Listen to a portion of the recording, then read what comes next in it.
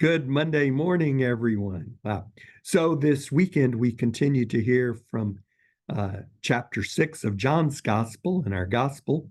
That's the Bread of Life discourse. And so it gives us a chance to talk about our understanding of the Eucharist and the Mass, the liturgy. And in my homily, I talked about the English martyrs. It's the people that during the reign of Queen Elizabeth and King James, after Henry VIII, outlawed the mass, outlawed the priesthood. And if they found a priest, they would torture and execute him, and torture and execute all those who were hiding him and all and attending the secret masses that they were saying.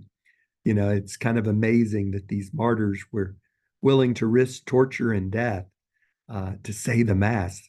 They could go to an Anglican service, um, but the Anglican service didn't have the concept of the sacrifice of the Mass.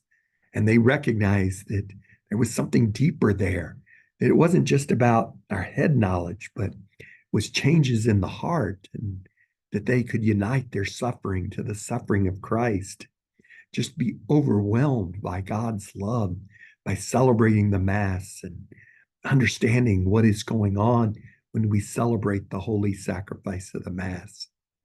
Hey, I'm going to talk about this in more detail at an SSJU session this Wednesday. Everybody's invited.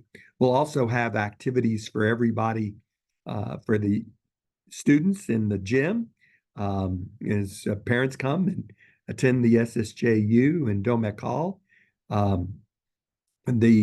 We have mass at 6:30. We'll have a little bit to eat after mass, and the class will start around 7:30. And I'll talk about the martyrs in the mass. We'll talk a little bit about some of the other martyrs, not just the English martyrs, but martyrs in the Catholic Church throughout the history. And then I'll talk a little bit about the mass and what it means to enter into the mystery of the mass, what it means to partake in the sacrifice of the mass. A little bit about what it was that those martyrs saw in the Mass, that they were willing to risk torture and death to attend Mass, to preside at Mass.